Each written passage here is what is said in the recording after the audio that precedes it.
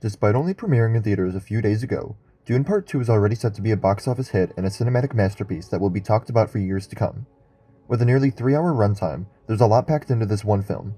Here's all you need to know about what happened at the end of Dune 2. As in the novel, the movie ends with Emperor Shaddam IV coming to Arrakis to confront the Fremen rebellion and chastise the Harkonnens for not doing his dirty work. Paul and the Fremen use the Sandworms and the Atreides family atomics to invade Arrakeen, the capital city of Arrakis, and take power back.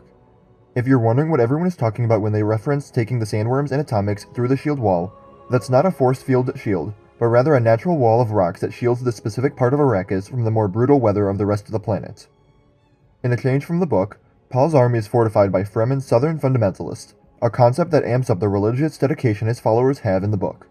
Once they take the capital, Paul kills the Baron, which effectively means he killed the person who is the current boss of Arrakis. Paul then asserts that he is still the Duke of Arrakis technically, because the invasion of Arrakis that slaughtered his family was illegal. Paul also says he's going to take the throne by marrying Princess Irulan.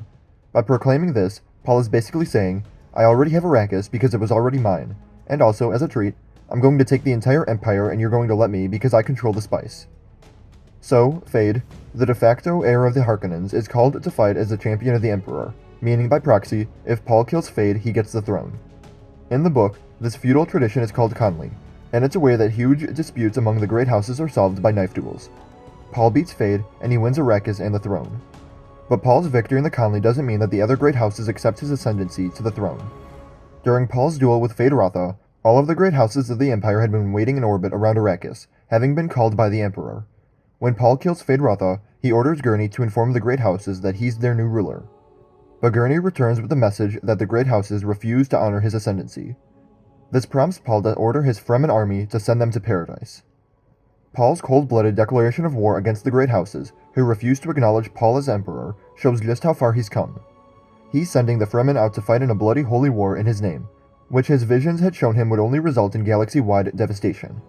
But once he drank the water of life, Paul's dedication to the narrow way through to victory made him newly dedicated to taking over the Empire, and he doesn't care about how many Fremen die in his name. It's a slight change from the books. Here, Paul is now fine with the Fremen fighting his bloody holy war. Technically, this holy war happens between the books Dune and Dune Messiah, which seems to be the case in this movie version too.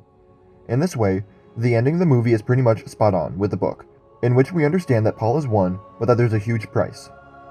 In a major departure from the book, the final moments of Dune Part 2 focus on Chani striking out on her own in the desert of Arrakis. Chani readies her maker hooks, which the Fremen use to ride sandworms, and we're led to believe that she's also rejecting Paul's mad gambit for power. Earlier, Jessica says to Paul that she's sorry about Chani, meaning that she feels sorry for Paul that Chani is basically dumping him, because he's decided to embrace the path of a bloodthirsty religious zealot, and she's very much not for that. But in that moment, Paul tells his mother she'll come to understand. I've seen it. This seems to foreshadow the events of Dune Messiah, the second novel, which takes place over a decade later and finds Chani giving birth to her and Paul's twin children, Leto II and Ganami. In that book, Chani dies in childbirth, loyal to Paul to the very end. In the broad strokes, the ending of Dune Part 2 faithfully recreates the events in the book, which seems to open up a clear path to Dune 3. What did you think of Dune Part 2? Let me know in the comments below. Remember to like the video, and subscribe for more Dune videos in the future. And remember to follow me on Instagram, Twitter, and TikTok. Thank you all for watching, and remember, the Force will be with you. Always.